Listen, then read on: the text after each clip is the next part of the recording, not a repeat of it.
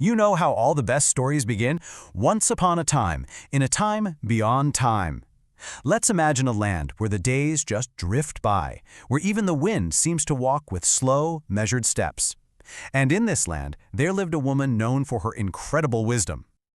And right here, in this beautiful, light-filled world, we find the heart of our story, this wise woman, and the two young apprentices who came to learn from her. Her name was Nur. She had these amazing ruby-green eyes that felt like they could see right into your heart, and her hair was a brilliant, shining white. She lived in a cozy little home on a mountainside, and every word she spoke was like a little lamp, guiding people through the dark. Now, one of her apprentices was a young woman named Oznur. She was just full of life, always moving, always curious. She was so sincere, but maybe a little impulsive, you know? You could just see this incredible light in her eyes, this deep, deep desire to discover everything about the world. And then there was Erdem. He was the opposite, really. Much calmer, more thoughtful. His mind was always so clear, and he didn't say much unless it was important. Nur used to tell him, "You have the breath of patience, my child." So one day, the three of them are sitting together, and Nur looks up at the sky and says these gentle, mysterious words.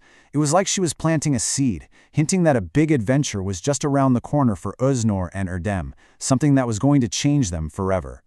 But here's the thing. The journey they were probably imagining, well, it wasn't the one that was coming. Instead, wisdom was about to show up in a way that no one, absolutely no one, expected. And this is Deniz, Nir's young daughter. With these bright, curious blue eyes, she just seemed to bubble with the energy of nature itself. To her mother, this little girl wasn't just a child, she was a magician, capable of the most amazing things. So can you just imagine the apprentices' surprise? Nur gathers them in the garden one morning and just casually makes this announcement. A little kid was going to be their teacher for the day? What could she possibly teach them that they hadn't already learned from a master like Nur? Deniz decided her first lesson would be about seeing. And this lesson was for Oznur. It was a challenge that was going to go right up against her impulsive nature and, hopefully, teach her to see the world in a whole new way. So Deniz takes Oznur over to this tiny little sapling, just barely sprouted, in a corner of the garden. The task? It sounded so simple, but also impossible.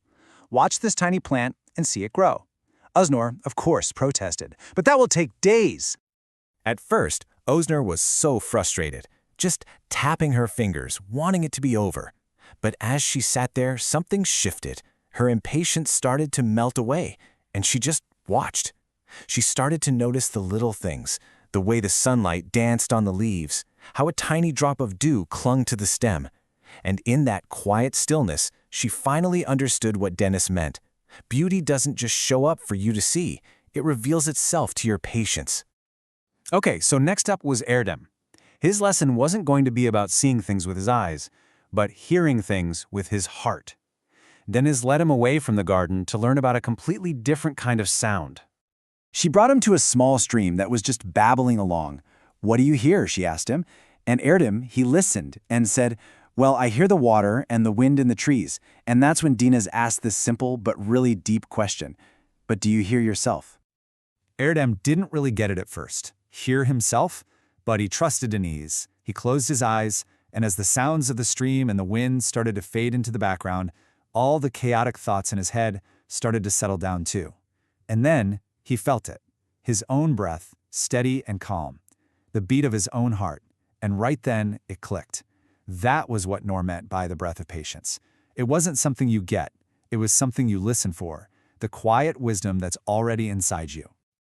As the sun began to set, painting the sky with these beautiful, soft colors, Nur brought everyone together. The day's lessons were done, but there was one last thing, the most important piece of wisdom they had yet to learn. In the middle of the garden sat this old, unlit lamp. Nur explained that it was a symbol of wisdom.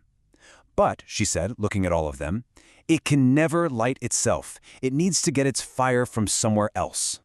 And without saying another word, Nur gently handed the lamp to Deniz. Deniz then passed it to Oznur, who gave it to Erdem. And finally, Erdem returned the lamp back to Nur. No one spoke a word, but in that quiet circle, you could almost feel this invisible bond forming between them.